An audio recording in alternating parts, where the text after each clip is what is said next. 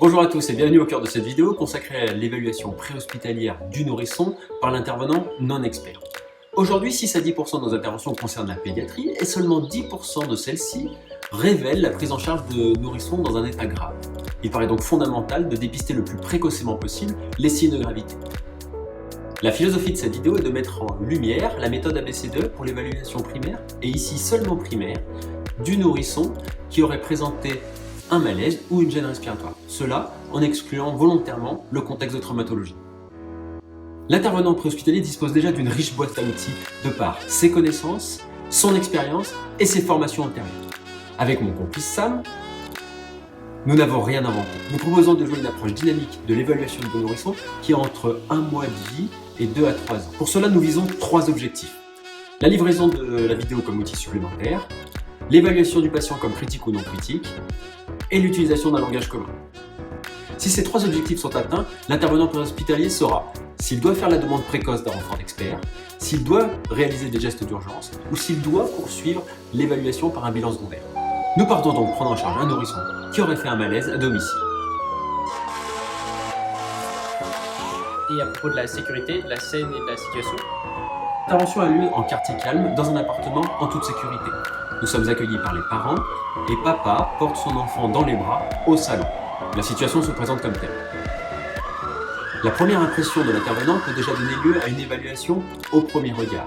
Le triangle d'évaluation pédiatrique, en ABC, livre des informations essentielles sur l'aspect général, sur le travail respiratoire et sur l'état circulatoire. Ah, mais c'est ce qu'on appelle le first look. Très juste, Sam. Le TEP fournit déjà des signes de compensation ou de gravité au premier regard. D'origine anglo-saxonne, l'ABC du triangle d'évaluation pédiatrique est un outil utilisé au quotidien dans les services spécialisés. Il permet aux soignants, via son first look, d'orienter l'enfant ou le nourrisson vers le déchogage si nécessaire. Les 3 composantes du triangle se déclinent ainsi. Le A pour apparence générale, qui comprend l'aspect global et des signes plutôt neurologiques. Le B pour travail respiratoire, breathing, qui concerne les signes de détresse ou de compensation respiratoire. Le C pour circulation to skin, qui renseigne sur la perfusion cutanée et la présence ou non du choc. Ah, mais c'est là la BCDE? Non, l'ABC du triangle n'est pas le même que l'ABCDE du bilan primaire que nous allons dérouler en entier dans cette vidéo.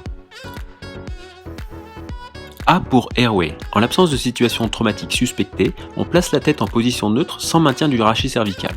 On s'assure de la liberté, de la perméabilité des voies aériennes en regardant dans la bouche à la recherche d'œdèmes, d'obstacles, de vomissures, de salissures. Jusqu'à 6-8 mois, le nourrisson ne respire que par le nez. On s'assure qu'il soit lui aussi perméable. On écoute à l'oreille d'éventuels bruits respiratoires qui signeraient un obstacle sur le chemin ventilatoire. Attention, si l'état de conscience ne permet pas une évaluation du A en position neutre, on peut placer un bio sous les épaules. L'évaluation de la fonction respiratoire se fait sur un thorax exposé. Il faut donc découvrir le nourrisson. On évalue le rythme et l'amplitude respiratoire. On obtient une fréquence chiffrée de la ventilation ainsi que sa qualité. Simultanément, on s'assure de la symétrie thoracique. On visualise aussi les signes de lutte, de tirage, de mise en jeu des muscles accessoires de la respiration. Dès cette étape, l'intervenant peut décider la mise sous oxygène et peut monitorer la saturation pulsatile en O2. L'intervenant préhospitalier qui en a les compétences peut pratiquer une auscultation pulmonaire pour écarter le pneumothorax compressif qui nécessiterait une action immédiate. L'auscultation, c'est pas réservé aux médecins. Si, en 2018, en France, l'auscultation pulmonaire dans une démarche diagnostique relève de l'exclusivité médicale. Ici, c'est différent. L'intervenant qui en a les compétences peut rechercher la présence ou l'absence du murmure vésiculaire. Chez le plus petit, on peut chercher la présence de l'entonnoir xiphoïdien, le balancement thoraco-abdominal et le battement des ailes du nez. C pour circulation. On évalue la fonction circulatoire, qui est un des mécanismes de compensation dans l'état de choc, en chiffrant la fréquence cardiaque et en appréciant la qualité du pouls huméral perçu. La coloration générale et la température de la peau sont de précieux indicateurs. Le temps de recoloration capillaire est chiffré après un appui de 3 secondes sur l'os sternal.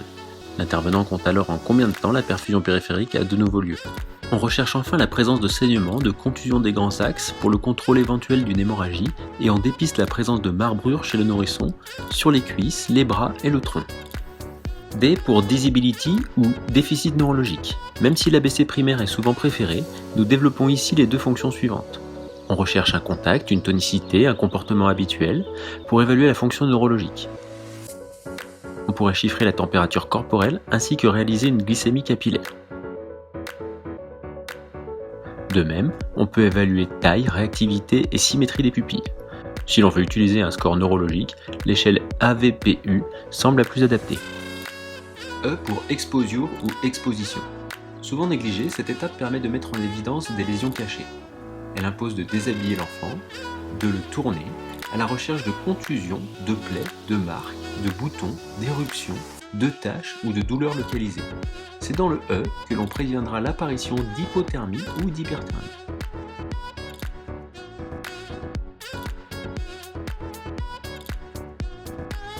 L'évaluation primaire du nourrisson en ABCDE s'achève ici et l'intervenant non expert doit pouvoir reconnaître un patient critique d'un non critique. Il a alors de solides arguments de décision pour demander un renfort, prodiguer des soins ou compléter son bilan. Cette vidéo sur l'évaluation du nourrisson s'achève et il nous semblait important de rappeler que l'IBCDI méthode est une évaluation standardisée qui établit une balance bénéfice-risque antérieurement à la situation. Elle est donc pertinente pour l'intervenant non expert à qui l'on soumet le choix de priorité pour sa prise en charge. Il existe bien sûr un bel éventail de formations, reste à trouver laquelle est la plus adaptée pour chaque intervenant.